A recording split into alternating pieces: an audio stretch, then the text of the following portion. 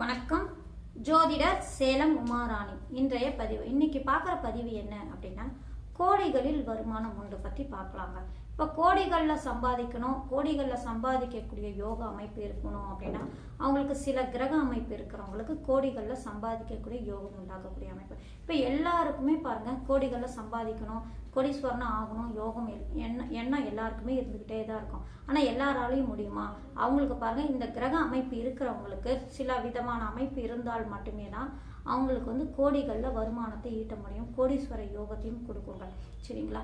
இப்போ சொந்த தொழில் செஞ்சிட்டு இருக்காங்க, சொந்த தொழில சீராக வந்துட்டு இருந்தாலும் அது நடுத்தரமான அமைப்பு தான். போடக்கூடிய லாபத்தில், அதாவது முதலீடுன்னு போட்டாங்கன்னா அவங்களுக்கு ஏற்றபடி கொஞ்சம் ஓரளவு தான் லாபம் கிடைக்கும். அது நஷ்டமும் அடையாமல் ஓரளவு சொந்த தொழிலில் போயிட்டே இருப்பாங்க. ஆனால் இந்த மாதிரி கிரக அமைப்பு, கோடீஸ்வரர் ஆகக்கூடிய கிரக அமைப்பு இருக்குது அப்படின்னா அவங்களுக்கு தாங்க டக்குன்னு அந்த தொழிலில் வளர்ச்சி அடையக்கூடிய அமைப்பு, மேலே மேலே அப்படியே கோடிகளில் வருமானத்தை ஈட்டக்கூடிய அமைப்பெல்லாம் அவங்களுக்கு வந்துடும். சரி, இப்போ கோடிகளில் வருமானத்தை ஈட்ட முடியும், கோடிகளில் நம்மளால சம்பாதிக்க முடியும், அது எந்த மாதிரி கிரக அமைப்பு அப்படின்னு இந்த பதிவில் பார்க்கலாம். இப்போ நம்ம முன்னோர்கள் மூல நூல்களில் கோடீஸ்வர யோகத்துக்கு அப்படின்னு பலவிதமான கிரக அமைப்பு கொடுத்துருக்காங்க. சரிங்களா? இப்போ அதில் ஒரு விதமான கிரக அமைப்பை நான் இந்த பதிவில் சொல்கிறேன். சரிங்களா? இந்த மாதிரி கிரக அமைப்பு இருக்கும்போது அவங்களுக்கு எந்த மாதிரி அவங்களுக்கு வளர்ச்சி அடையணும் அதுவும் சேர்த்தே சொல்கிறேன். சரிங்களா? இப்போ கோடிகளில் வருமானத்தை ஈட்ட முடியும் அப்படின்னா அவங்களுடைய ஜாதகத்தில் பாருங்கள், லக்னத்துக்கு 6 குடையவனும் லக்னத்துக்கு 7 குடையவனும் லக்னாதிபதியும் இணைந்து, இந்த 3 கிரகங்களும் இணைந்து ஒன்று சேர்ந்து ஒரு ராசியில் இருந்தாலோ அல்லது ஏதாவது ஒரு விதத்தில் இந்த கிரகங்கள் சம்பந்தம் பெற்றிருந்தாலும், பார்வையோ சேர்க்கையோ அல்லது இணைந்து ஒரு ராசியில் இருவரும் இருந்து ஒரு கிரகம் பார்க்கக்கூடிய அமைப்பு, ஏதாவது ஒரு விதத்தில் சார பரிவர்த்தனை, இந்த மாதிரி பரிவர்த்தனை யோக அமைப்பில் இருந்தாலும் சரி, இந்த மாதிரி ஏதாவது ஒரு விதத்தில் இந்த 3 கிரகங்களும் சம்பந்தம் பெற்று இருக்கும்போது அவங்களுக்கு இவங்களுடைய திசா காலங்களில் கோடிகளில் வருமானத்தை ஈட்டக்கூடிய அமைப்பெல்லாம் உண்டு. இப்போ கிரகங்கள் சேர்க்கை இந்த மாதிரி எடுத்துட்டா, இந்த மாதிரி ஏதாவது ஒரு விதத்தில் சேர்க்கை இருந்தாலே போதுங்க, பாதிக்கப்படாமல் கிரகங்கள் சேர்க்கை இருந்தாலே போதும். இப்போ இந்த இப்போ 7ஆம் அதிபதி, அதாவது லக்னத்துக்கு 7ஆம் அதிபதி கலஸ்தரஸ்தான அதிபதியோட 6ஆம் அதிபதி சேர்ந்தா அது ருணரோக சத்ருஸ்தானாதிபதியே பாதிப்பு கொடுத்துருமா அப்படின்னு அப்படிலாம் பார்க்காதீங்க. ஏன்னா 6ஆம் இடம் அப்படின்னா அது ஒன்றுக்கு மட்டும் வராதுங்க.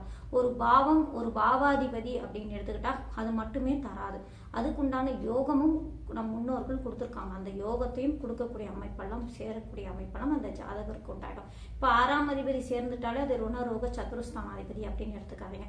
ஒரு பாவத்துக்கு ஒரு பாவம் சேருதா அப்படின்லாம் நம்ம பார்க்கலாம். இப்போ 6ஆம் இடம் அப்படின்னு நம்ம எடுத்துக்கிறத விட அது 9ஆம் இடத்துக்கு, அதாவது அந்த ஜாதகருடைய 9ஆம் இடமான தந்தை ஸ்தானம் வருது இல்லைங்களா, அந்த 9ஆம் இடத்துக்கு அது கர்மஸ்தானமா வரக்கூடிய அமைப்பு. இந்த மாதிரியும் அந்த பாவத்தில் பாருங்க அந்த யோகத்தை தரக்கூடிய அமைப்பெல்லாம் வந்துடும். அதாவது என்ன சொல்ல வரேன்னா, இப்போ 6ஆம் அதிபதியோட 7ஆம் அதிபதி இணைந்து லக்னாதிபதியும் இணைந்த 3 கிரகமும் ஏதாவது ஒரு விதத்துல சம்பந்தம் பெறும்போது யோகம் தரும் அப்படின்னு மூல நூல்களை நம்ம முன்னோர்கள் கொடுத்துருக்காங்க. அப்படின்னா அது பாதிப்பும் சேர்த்து கொடுக்குமா அப்படின்லாம் நம்ம யோசிக்க கூடாது. நம்ம முன்னோர்கள் கொடுத்துருக்காங்க அப்படின்னா ஏதாவது காரணம் இல்லாம கொடுத்துருக்க மாட்டாங்க. சரிங்களா?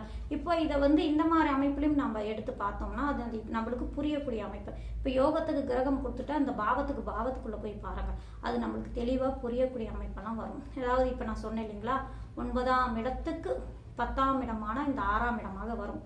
தந்தை ஸ்தானத்துக்கு தொழில் ஸ்தானமாக, இந்த கர்மஸ்தானமாக இந்த 10ஆம் இடம் வரக்கூடிய அமைப்பு அப்படிங்கிற ஒரு அமைப்பு வந்துருது 6ஆம் இடம். அதே போல ஜாதகருடைய 10ஆம் இடமான கர்மஸ்தானம் 10ஆம் இடம் இருக்கு இல்லைங்களா, அந்த 10ஆம் இடத்துக்கு 10ஆம் இடமான லக்னத்துக்கு 7ஆம் இடமாக வந்துடும். இப்போ ஜாதகருடைய தந்தையுடைய தொழிலும் ஜாதகருடைய 10ஆம் இடத்துக்கு 10ஆம் அதிபதியான தொழில் ஸ்தானாதிபதி இந்த இருவருமே சேர்ந்து லக்னாதிபதியோட, இந்த ஜாதகருடைய லக்னாதிபதியோட சேர்ந்து ஏதாவது ஒரு அமைப்பு இருக்கும் பட்சத்தில் அவங்களுக்கெல்லாம் பாருங்க, தந்தையுடைய தொழில் அதை இந்த ஜாதகர் எடுத்து செஞ்சாங்க அப்படின்னா அது கோடிகளில் வருமானத்தை ஈட்டக்கூடிய வாய்ப்பு அதிகமாக உண்டு. இப்போ ஜாதகருடைய தந்தை ஒரு தொழில், சொந்த தொழில் செஞ்சிட்டு இருக்காங்கன்னா அது ஒரு மத்தியமையாக போயிட்டு இருக்கோம், ஏதோ வருது குடும்பம் கொண்டு போகிறோம், அந்த மாதிரி வசதி வராமல் ஓரளவு நிம்மதியான வாழ்க்கை போகக்கூடிய அமைப்பு அந்த தொழில் அவங்க செஞ்சிட்டு இருக்காங்க. இந்த மாதிரி இருக்காங்கன்னா அந்த தொழிலில் இந்த கிரக அமைப்பு இருக்கு இல்லைங்களா, நான் சொன்னேன் இல்லைங்களா, இந்த கிரக அமைப்பு இருக்கிறவங்களுக்கு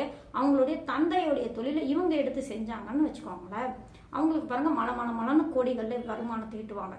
அவங்க தந்தை சம்பாதிக்கிறத விட பல மடங்கு இந்த ஜாதகர் அதிகமாக அந்த அதே தொழிலை செய்வாங்க.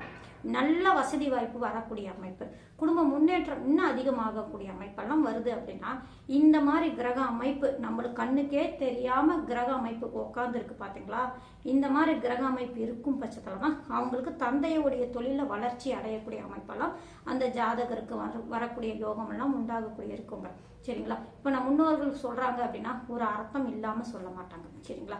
சரி, இப்போ இந்த கிரக அமைப்பு இருக்கிறவங்க சொந்த தொழில மேல்மை வளர்ச்சி அடையக்கூடிய வாய்ப்பு உண்டு.